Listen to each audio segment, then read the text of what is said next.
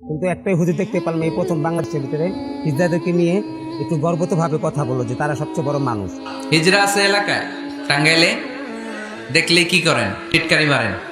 আমরা মানুষ, আমাদেরকে ভয় কেন বা? আমরা তো ভাগ ভাল্লুক না, আমরা মানুষ। হাসেন? আপনাকে মারে? হ্যাঁ, ওরাই মারে। কি টাকা দাবি করে না? আমরা কোনো চুরি করি না, চামাই আমরা চেয়ে খাই। আমরা মানুষের এটাই অনেকেই মনে করে যে আমরা অনেক কিছু করি, কিন্তু না, আমরা চেয়ে খেতে শিখেছি। আমরা মানুষের থেকে চোরাচামি করে খেতে শিখিনি। এই দোষটা ওদের না তো, দোষটা তো আমাদের। ওদেরকে তৃতীয় লিঙ্গি হিসেবে স্বীকৃতি দিয়েও ওদের সব ধরনের সুযোগ সুবিধা গভর্নমেন্ট হয়তো এখনো দিয়ে সারতে পারে না। সরকার যদি একবার আমাদের দিকে তাকায় তাহলে আমরা সামনে এগিয়ে যেতে পারবো। এটা গভর্নমেন্টের দায়িত্ব।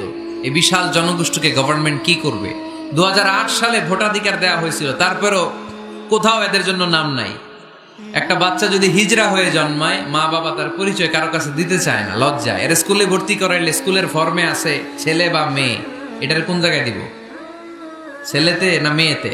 আহা, এজন্য এরাও সমাজে বিচ্ছিন্ন, আলাদা। এরা খুঁজতে থাকে, দেখি আমার মতো কে আছে, তখন এরা হিজড়া পাড়ায় চলে যায়।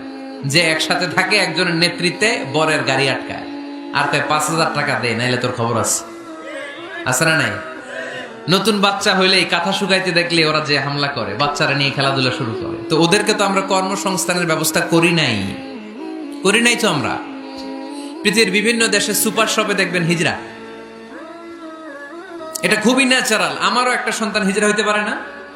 আপনার একটা সন্তান, ছেলে মেয়ে কোনোটা না হইয়া হিজড়া হইতে পারে না? আমি যে ছেলে হইছি কার ইচ্ছায়? আমার বোন যে মেয়ে হইছে কার ইচ্ছায়?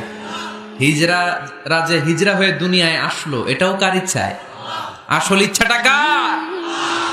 কর্মসংস্থানের ব্যবস্থা করে দেন। হিজড়াদেরকে দেখতে যেহেতু মানুষ ডরায়, এদেরকে আপনি রাস্তাঘাটের জ্যাম ঠিক করার দায়িত্ব দিয়ে দেন।